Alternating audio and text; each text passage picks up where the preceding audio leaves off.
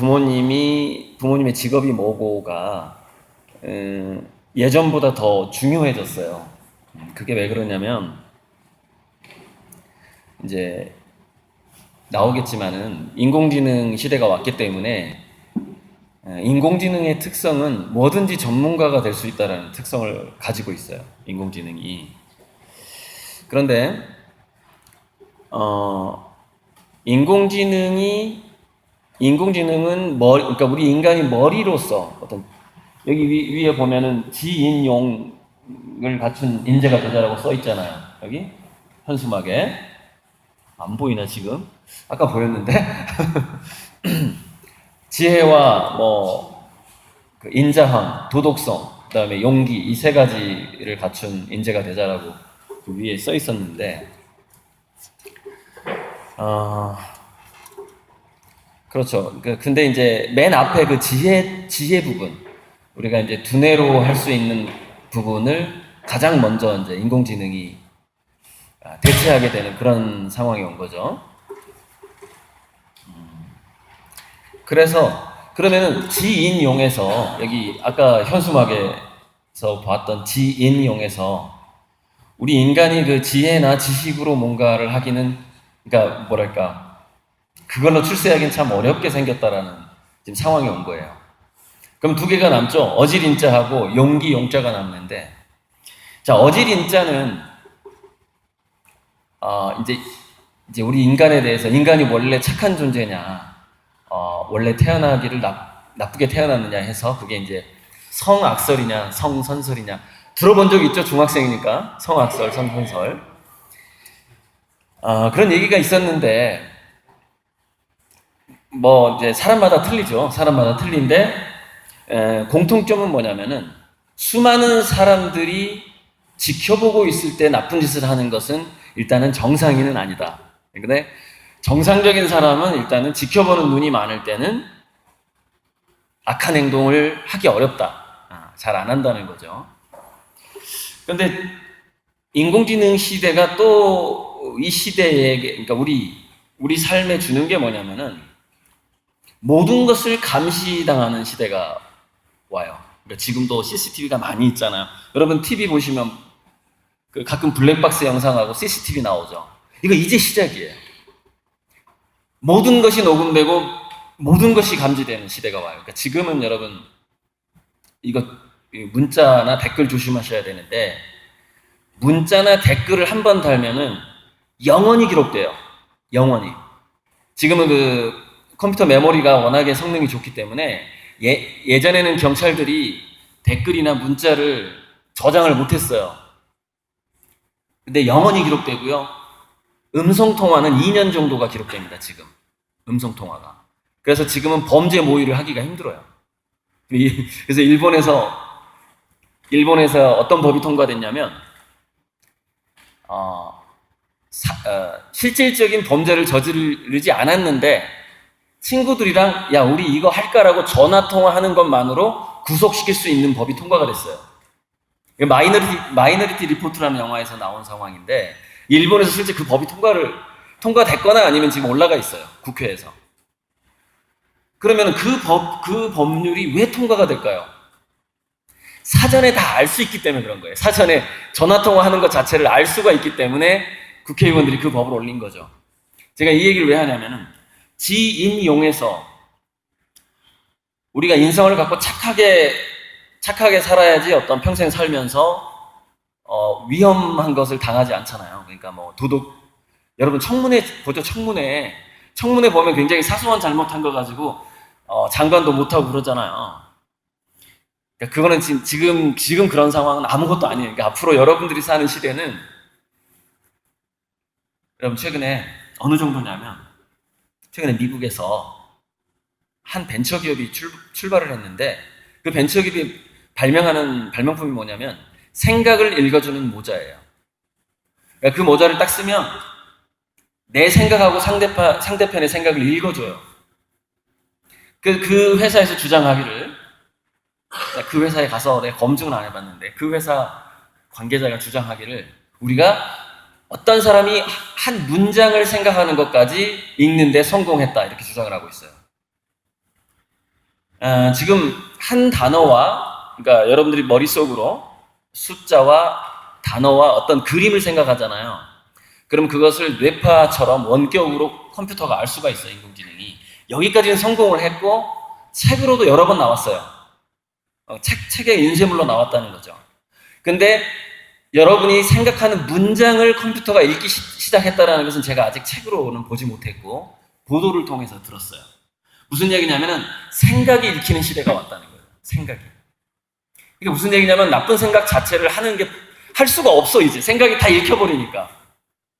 자, 그러면은 우리가 이성적인 두뇌로 뭔가를 좀 잘 살아보려고 그랬더니 인공지능이 딱 나왔어. 나 착해져야지. 근데 사람들이 다 감시를 받기 때문에 자꾸 이제 이렇게 착한 척 하잖아, 사람들이. 누가 이렇게 볼 때. 다들 착한 척을 하니까 누가 착한지 누가 안 착한지 알 수가 없는 거야, 이제. 다 감시를 받으니까. 착한 생각을 해야 되는 거야, 일부러. 내 두뇌가 감시를 받으니까. 그럼 어지린자의 경쟁력도 줄어들겠죠. 어차피 나쁜 짓을 못하는 세상이야. 그러면 이 학생교육원에 붙어 있는 지인용 중에서 남는 건 용기 하나만 남아요. 인간의 경쟁력은 용기 하나만 남는다. 여러분들에게 가장 필요한 것. 그래서 예전에 왜 공자 선생이 뭐 인의예지신 얘기 많이 했잖아요, 그죠? 인의예지신. 근데 그 인의예지신 중에서, 그러니까 뭐 인의예지신을 모르는 사람이 있을 수 있는데, 인은 저 아까 설명했던 인하고 같아요. 어지린자, 착한 거. 의는 의리 있는 거, 또는 뭔가 정의로운 거. 남에게 피해 안 주는 거를 예절이라고 보시면 돼요. 이렇게. 아까 지 나왔죠? 지의 지자. 신이 믿을 신자인데, 믿을 신자하고 어지린자가 좀 비슷해요. 그래서 인의예지신을 강조했던 시대에서 인공지능 이후의 시대는 어떻게 바뀌었냐면은, 인의예지신에 반드시 뭐가 들어가야 되느냐? 몸신자가 들어가야 돼요, 몸. 인간의 몸. 몸하고 또 용기. 그러니까 인의예지신, 신용. 몸과 용기가 들어가야지 인공지능 시대에 뭔가 인간적으로. 근데 왜 그런지는 뭐 또 이제 이따가 설명을 좀 해줄 거고. 여러분 12시까지 강의 안 하니까 너무 걱정하지 마세요. 11시 40분경에 끝납니다. 여기 밥 먹을 준비하시면 돼요. 네. 아무튼 몸신자와 용기용자가 들어가야만이 뭔가 좀 자존감을 느끼는 삶을 사는 시대가 이미 왔다라는 것을 좀 알 필요가 있고, 예전에 제 그림 좀 잠깐 보여드릴까요? 제가 원래 화가예요. 원래 직업이 화가라고요. 예상 못했죠? 화가가 4차 산업혁명 시대에 지금 강의하고 있으니까. 네, 이게 제 그림인데, 저는 눈동자의 그 우주, 천체가 비치는 그림을 그려요. 굉장히 잘 팔립니다. 아트페어 나가자마자 팔리는 그림들이에요. 근데 바빠서 좀 못 그리고 있을 뿐이고, 뭐 그리기만 하면 팔리는 그런 화가예요, 저는. 고호 얘기를 해보려고 그래요. 고호 얘기. 그러니까 인공지능 시대하고 그럼 고호하고 무슨 관계가 있느냐? 여러분, 후대 사람들이 빈센트 반 고호가 왜 이렇게 불행하게 살았을까? 그림 보니까 좋은데. 그래서 거기에 대해서 연구를 이제 추측을 해본 거예요. 그랬더니 결정적으로 한 가지 그 고호 시대에 없었던 게 문제였다. 그게 뭐냐 했더니 그때는 인터넷이 없었다는 거야. 인터넷이. 그러니까 고호가 프랑스의 어떤 지방에서 열심히 그림을 그리는데 그걸 전 세계에 알리는데 200년이 걸려. 200년 만에 떴어. 고호가 죽은 다음에 평생 그림 하나 싸게 하나 팔아보고. 그게 세상에 알려지는데 200년이 걸렸다는 거지. 자, 그런데 인공지능 시대는 여러분들이 한 가지 생각을 하는 게 내가 봤을 때는 어떤 중간에 뭐 중계기가 있고 전선이 얼마나 길고 또는 뭐 클라우드로 올라갔다가 그 여러분들의 생각이 클라우드 컴퓨터로 들어갔다가 다시 여러분들의 생각에 관심이 있는 사람이 여러분들의 생각을 읽고 싶다면 2초 내에 읽을 수가 있어요. 2초. 그 시대가 오고 있어요. 또 하나, 여러분들이 그것처럼 그림을 잘 그린다거나 아니면은 꽃나무를 아주 잘 키운다거나 특정 꽃나무를 예를 들어서 코스모스나 동백꽃에 대해서는 내가 이 전 세계 1인자야. 뭐 예를 들어서 동백꽃의 진화 과정을 내가 다 알고 있고 여러분 고창이니까 복분자로 합시다. 전 세계 복분자와 유전자가 가장 비슷한 품종이 어디 분포되어 있고 그래서 복분자와 유전자가 같은 순서대로 그 베리류의 이름만 내가 거의 2,000개를 알고 있고 복분자와 DNA가 비슷한 베리류를 여러분들이 그 이름을 2,000개를 알고 있어요. 예를 들어서 여러분들이 그렇게 어떤 예를 들어서 복분자 전문가가 됐다. 전 세계적인 전문가가 됐다. 지금은 그게 알려지는데 한 2달 걸려요. 2달. 그거가 알려지는 데는 200년 걸렸지만 무슨 얘기를 하려고 하냐면 공자가 이렇게 얘기했어요. 공자의 군자론 중에서 군자는 의리를 소중히 여기고 이익을 바라보지 않는다는 얘기를 했고 또 하나 내가 착한 일을 많이 하고 내가 재주도 많고 지식도 많은데 사람들이 몰라줘. 그러니까 공자 선생이 자기가 뭐 전략, 전투적인 그러니까 문무를 겸비한 사람이었죠. 문식무리야. 지식도 있었고 전략도 있었던 문무를 겸비한 사람이었는데 공자가 뭐 악기도 굉장히 잘 다루고 그러니까 예체능뿐만이 아니라 굉장히 다재다능한 사람이었죠. 근데 몰라주는 거야. 왜 몰라줄 거야? 그 왕들이 왜 몰라줄 거야? 공자 같은 수준이 안 되니까. 그 왕들이. 공자의 머릿속을 들어가 볼 거야? 여러분들이 엄청나게 뭔가 내공을 쌓았어. 앞으로 여러분 내공 쌓는데 10년, 20년 걸려요. 앞으로 10년 동안 뭔가를 고창에서 막 고창해리에서 막 엄청난 내공을 쌓았어. 근데 사람들이 몰라주겠죠. 그래서 공자가 이런 얘기를 한 거예요. 자기의 재주와 인자함과 그 모든 것을 사람들이 몰라준다 할지라도 전혀 화가 나지 않으면 군자다 이런 말을 했어요. 근데 왜 그런 말을 했냐면 몰라주는 게 너무 짜증이 나니까 그 말이 나온 거야. 너무 화가 나니까. 그러니까 그걸 참느라고 이제 그 말을 한 거지. 그러니까 그 인부지불온이라는 그 한자음 그 말인데 인부지불온이란 말을 공자님이 했다는 얘기예요. 사람들이 나를 몰라줘도 성질 내지 말아라. 이 얘기를 했다는 얘기는 뭐죠? 성질이 낮다는 얘기야, 자기가. 실제로 성질이 낮다는 얘기지. 그러니까 그런 얘기를 하지, 제자들한테. 자, 그런데 지금은 여러분들이 어떤 특정한 지식과 특정한 기술과 특정한 내공이 있는 것을 앞으로는 1, 2초면 전 세계가 알게 돼요. 1, 2초면. 그것처럼 200년이 걸리질 않아요. 지금은 약 2달 정도 걸립니다. 지금은. 그러니까 예를 들어서 SNS에 자기가 유튜브에 뭔가 자기가 뭐 이런 걸 잘한다는 걸 올린다거나 뭐 페이스북이나 이런 걸 통해서 하면 홍보하면 한 2달 걸려요. 자, 무슨 얘기냐? 자, 인의예지 시인의 시대가 가고 몸신자하고 용기 용자가 필요하다. 어떤 용기를 갖고 여러분들이 뭐를 앞으로 여러분들 학교 다니면서 집안일 도우면서 뭐 하나를 생각을 해야 되느냐. 그게 미래에 굉장히 중요해요. 여러분들의 미래에. 특기 또는 특지 둘 중에 하나예요. 특별하게 아는 게 어떤 것에서 아는 게 많아지거나 아니면 특별한 몸으로 하는 기술이 있어야 돼요.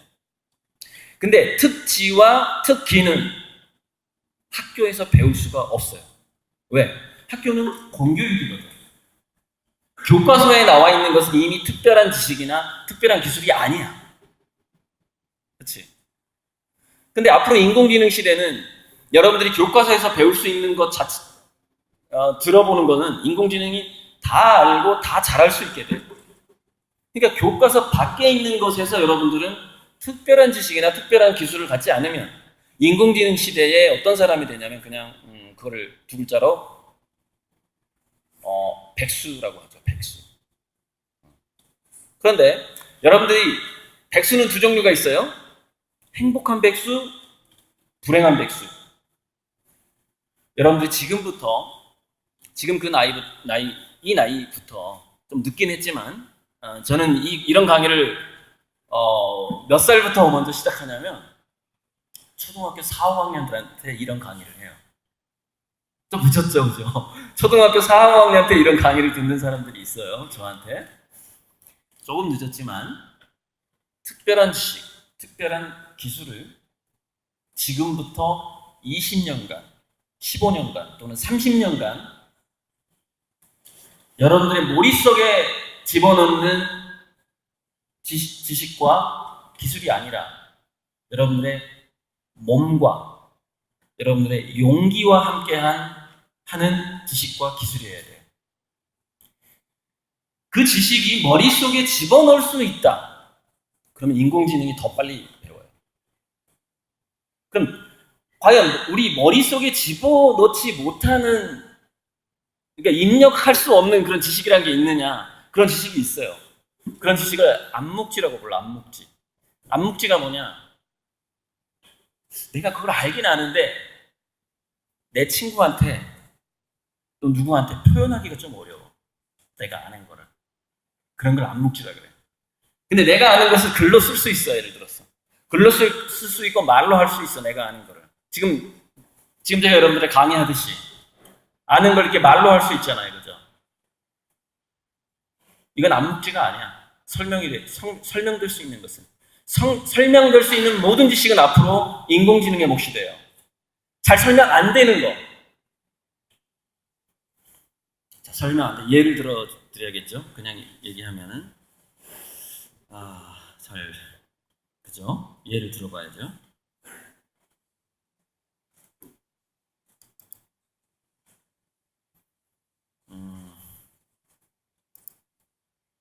자, 제가 이 박철상 씨 얘기를 가끔 하는데, 이 친구는 중학교 때 자기 아버지한테 주식 투자를 배워요.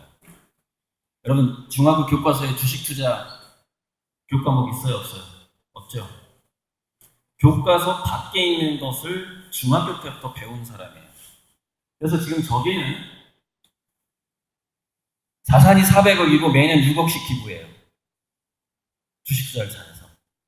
그러나 여러분, 이 사람을 본받으면 안 됩니다. 왜? 인간이 주식 투자하는 시대가 끝났기 때문에 지금 주식 투자를 인공지능이에요. 네. 무슨 얘기를 하는 거냐면, 박철상 시대에도 저보다 동생인데 저 친구 지금 30대 초반이에요.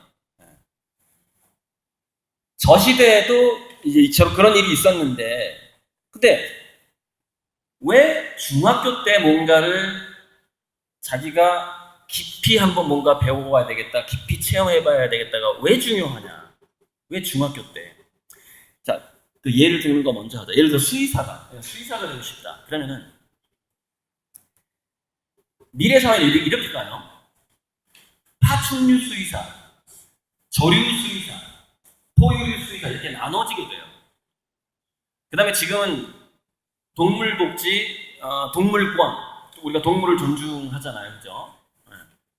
그래서 동물을 학대해도 이제 감옥에 가야 되는 그런 시대인데, 앞으로는 식물권의 시대가 와요, 식물권. 왜 그러냐면은, 인공지능 센서가 좋아지다 보면, 식물의 생각을 읽을 수 있게 돼요. 식물하고 소통이 가능해진단 말이에요. 그러니까 지금까지 인간은 식물과 직접 대화를 못했기 때문에, 동물권이 왜 나왔어요? 사람들이 강아지를 키워보니까 얘가 내 말귀를 알아들어. 내가 몸이 아픈지 얘가 알아. 강아지를 인간적으로 바라보기 시작한 거예요. 거기서 동물보호 운동이 일어난 거죠. 개고기 먹지 말자 이러면서. 참고로 저는 개고기 먹습니다만. 그러나 앞으로는 어떤 시대가 오냐? 식물과 대화하는 시대가 와요. 그것은 인공지능이 센서링을 통해서 빅데이터화 시켜요. 식물과 대화가 가능한 시대가 온단 말이야. 그럼 식물권의 시대가 오겠죠. 그럼 앞으로 새롭게 생기게 될 직업 중에 하나가 뭘까요? 식물을 치료하는 의사. 물론 지금 이미 있어요. 나무병원이라는 데가 있어요. 나무병원이라는 데. 근데 문제는 뭐냐? 전문화가 돼 있지 않아. 그래서 다육이만 치료하는 의사, 나무만 치료하는 의사, 침엽수만 치료하는 의사, 화렵수만 치료하는 의사. 알겠죠? 앞으로 이런 식으로 가요. 그래서 제가 여러분들한테 복분자, 전 세계적으로 복분자 DNA와 유사한 2,000개의 식물에 대해서 공부하라고 얘기하는 거예요. 왜? 여러분 주변에 복분자가 많으니까. 이왕 많으니까 연구하기가 좋잖아. 동기부여가 되고. 그런 식이고, 예를 들어서 여러분 바다가 가까우니까 모래 속에서 뭔가 양식할 수 있는 기가 막힌 조개는 없을까? 이런 것들. 조개에 대해서 막 연구를 하는 거야. 조개에 대해서.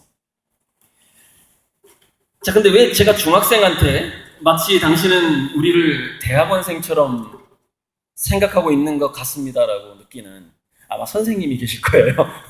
왜 우리 선생님 세대에는 중학교 때 우리가 그런 걸 공부해야 된다라고 생각하지 못했으니까. 나도 못했죠. 하지만 저는 중학교 때 굉장히 열심히 공부하는 게 하나 있었죠. 그게 뭐죠? 그림이었어요. 미술부. 저는 초등학교 때부터 미술부였으니까. 수업 빠지고 미술대회 나가고 그랬죠. 중학교 때부터. 그래서 저는 교과서 밖에서 좀 많이 놀았어요.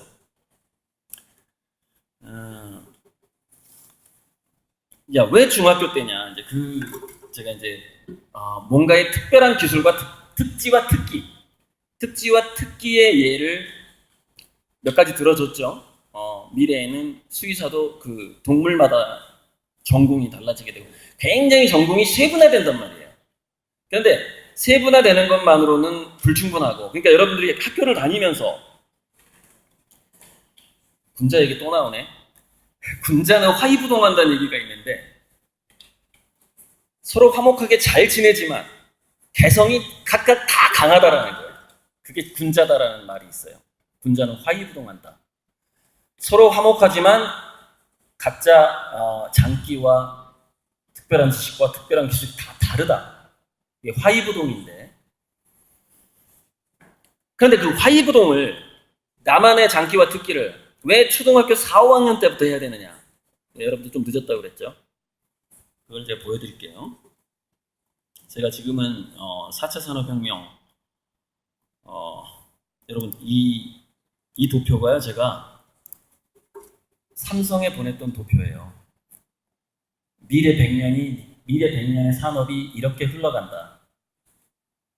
그래서 제가 이 도표를 삼성에 보내고 나서 딱 9개월 후에 삼성이 그 하만이라는 전장업체를 인수하더라고요. 제가 그 책에다 그렇게 썼거든요. 삼성이 전장업체 쪽으로 완벽해지지 않는다면 망할 가능성이 높다라고 얘기를 했거든요. 9개월 뒤에 바로 인수하더라고요, 하만은. 9조 몇천억인가 들었어요. 거의 10조. 기업의 미래를 내다보면서 기업들한테 조언을 할 정도로 제가 4차 산업혁명에 대해서 어떤 지식과 어떤 영감을 가지고 있어요. 그런데 제가 4차 산업혁명을 공부하기 전에 뭘 열심히 했느냐? 뇌과학 공부를 했어요, 뇌과학. 그래서 요즘에 뇌과학 강의를 별로 안 하는데 예전에는 1년, 2년 내내 뇌과학 강의만 하고 다녔어요. 두뇌에 대해서 그만큼 공부를 했기 때문에 벌써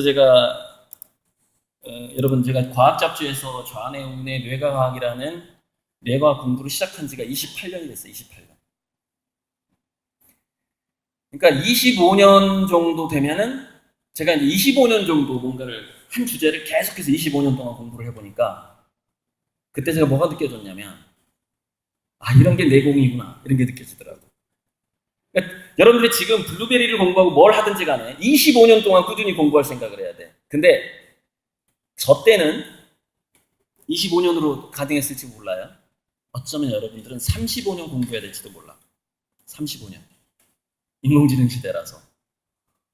굉장히 깊이 있는 내공이 필요한 시대가 지금 오고 있는데, 그럼 그 내공을 왜 중학교 때 여러분들이 뭔가의 장점을 가진 인재가 되어야 되는가? 장점을 가진 그런 학생이 되어야 되는가?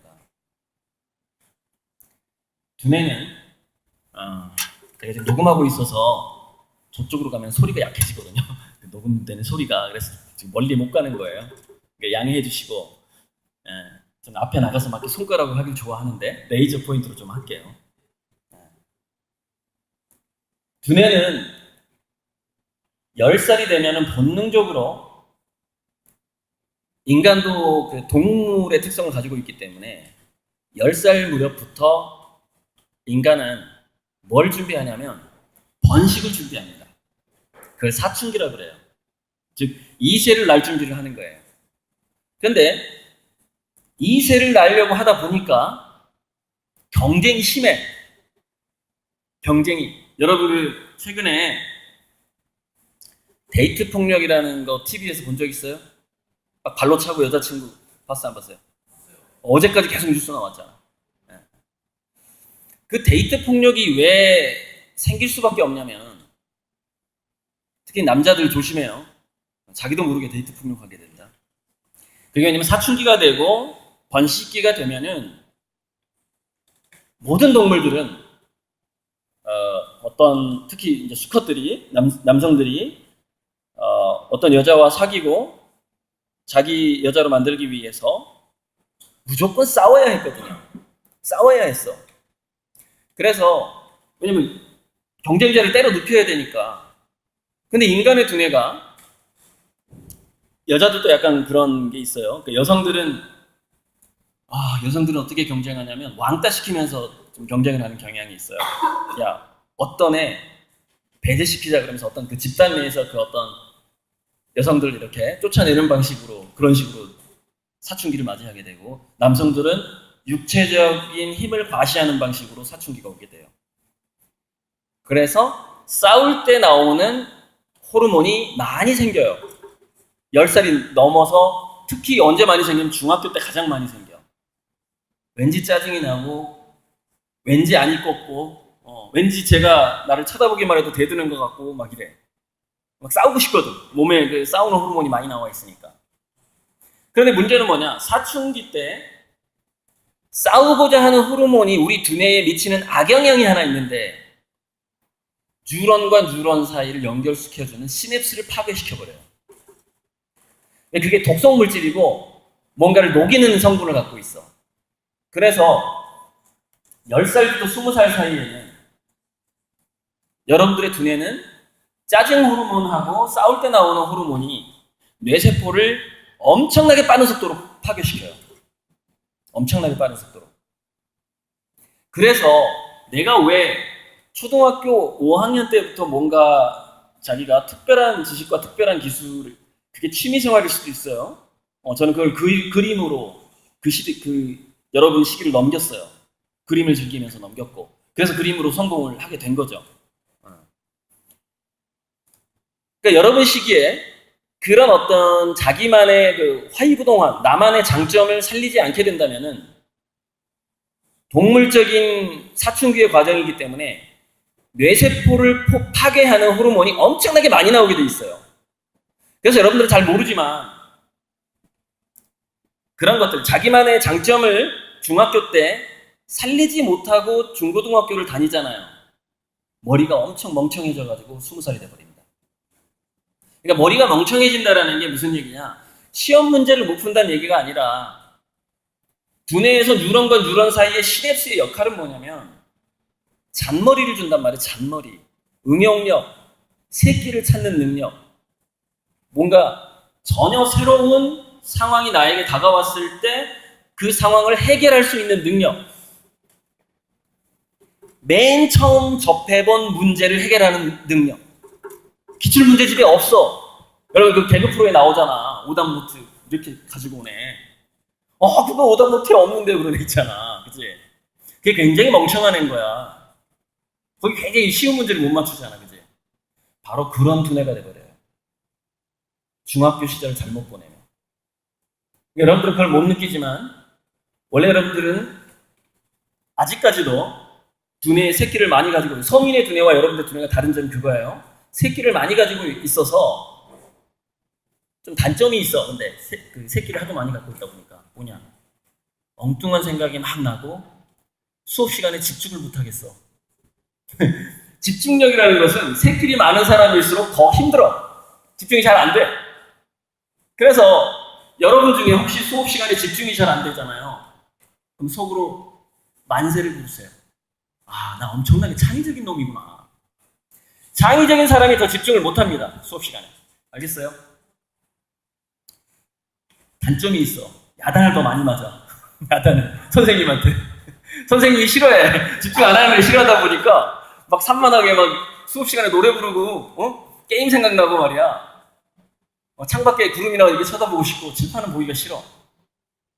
그래서 좀 야단은 맞을 수 있어요. 그러나 기뻐하세요. 할렐루야. 난 굉장히 창의적인 두뇌구나. 난 왜 이렇게 산만하지? 오케이? 박수를 치셔야 돼. 내가 산만한 놈이야. 그럼 막 기뻐해야 돼. 알았죠? 자, 산만한 학생. 그래. 기뻐해. 굉장히 산만해 보여. 좋아. 아주 좋아. 집중력 좋은 학생이 몇 명 보이는데 굉장히 지금 위험해. 집중력이 좋으면 굉장히 위험한 상황이야. 왜냐면은 이 세상에 인공지능보다 집중력이 좋은 사람은 없어. 왜? 인간의 두뇌는 기본적으로 집중을 못하게끔 설계가 됐거든. 그러나 인공지능은 집중을 잘하게 설계가 됐거든. 그래서 절대 집중력에 있어서는 인공지능을 이길 수 없다, 인간은. 생물학적으로 불가능해. 그래서 앞으로의 시대는 참 아이러니한데 선생님한테 야단을 많이 맞을수록 성공할 가능성이 더 높은 시대예요. 교실에서 이게 복도 뭐 이런 데 밖에서 말고 교실에서 선생님이 수업을 하고 있는데 집중을 안 하고 막 이래. 그러면은 성공 가능성이 더 높아요. 왜냐면 그런 학생들이 인공지능이 가지지 못한 장점을 더 많이 가지고 있기 때문에 그래요. 그런다고 막 선생님한테 대들고 떠들고 하는 얘기 아닙니다. 속으로 웃으면서 여유 있게 선생님이 야단쳐도 선생님이 사람을 좀 알아보긴 알아보는구나. 내가 성공할 걸 어떻게 알았지? 선생님이 야단치면 내가 성공할 거야 이렇게 생각하란 말이야. 속으로. 그게 인공지능 시대거든. 그게 인공지능 시대야. 자, 그래서 두뇌 얘기하고 잠시 쉴게요. 이거 마무리하고. 그래서 그 사춘기 때 나오는 투쟁 호르몬이, 싸우게 만드는 호르몬이 부작용이 있는데 뇌세포를 파괴하더라고요.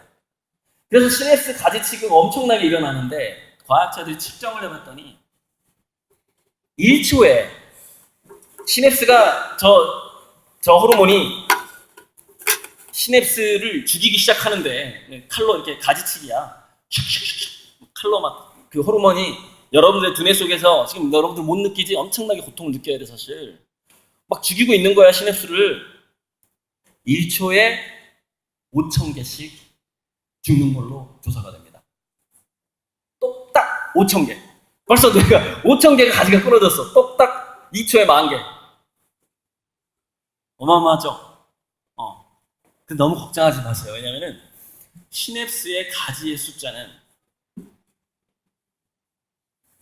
약 100조 개 정도 됩니다. 100조 개. 그러니까 1초에 5,000개에서 2초에 10,000개씩 사라져도 몇 개 안 돼요. 시냅스가 1,000조 개라고 말하는 사람도 있어요. 그러나 중요한 건 이거야. 분명히 그 현상은 두뇌에서 일어나고 있다는 거지. 무슨 얘기냐? 사춘기가 오면, 모든 인간은 사춘기가 오면 자신의 창의력이 파괴되고 있다는 것을 알아야 돼요. 그래서 그러면 사춘기 호르몬을 더 적게 나오게 하는 방법은 없을까라는 것이지. 더 적게 나오게 하는 방법은 없을까? 특히 남자도 잘 들어. 남자들 더 빨리 죽는다. 남자 뇌세포가 더 빨리 죽어. 왜냐면 남성 호르몬이 또 그런 역할을 하기 때문에 그래. 그게 뭐냐면 자기가 몰입할 거리를 찾아야 된다는 거야. 집중할 거리를. 자기가 열심히 뭔가 몰입할 거리가 없다면 열심히 영어 수업 공부하는 거 아니야. 지적인 거 말고 완전히 막 머릿속에 입력되는 거 말고 문제 푸는 거 말고 무언가의 그 문제풀이 말고 뭔가 집중하는 게 있어야 된다는 것이지. 그게 그 문제풀이와 상관없는 지적인 거, 문제풀이와 상관없는 어떤 노동하고 상관없는 몸으로 하는 거, 그게 이제 악기라든가 운동 같은 거야. 악기 운동. 그다음에 뭐 독서도 사실은 그런 거에 속하긴 한데, 그러니까 교과서하고는 조금 상관없는 것 중에서 뭔가를 굉장히 몰입하는 게 있어야 된다는 얘기지. 아니면은 교과서 내에서 한 과목에 깊이 몰입하는 것도 괜찮아. 그 선생님이 예를 들어서 마음에 들어. 예쁘거나 그럼 그 선생님 과목만 열심히 해, 그냥. 다른 걸 아예 하지 말라는 얘기가 아니라, 다른 선생님들 힘들게 하라는 얘기가 아니고, 그것만 특별하게 더 한번 몰입을 해보는 거야. 친구들이랑 이렇게 게임으로 막 경쟁하고, 괜히 뭐 나 무시한다 그러면서 싸우고 이렇게 하지 말고, 그렇게 친구들 간의 그 인자함이 사라지게 되면은, 중요한 건 뭐냐면 여러분들이 두뇌에서 창의력이 동시에 사라진단 말이야. 이 나이 때는 뇌세포를 보호하는 게 굉장히 중요하다. 앞으로 여러분 한 10년간은 굉장히 뭔가 몰입할 거리가 꼭 있어야 돼. 안 그러면 멍청해져 버려, 두뇌가. 그게 두뇌고. 자, 휴식 한 5분 정도 휴식하겠습니다.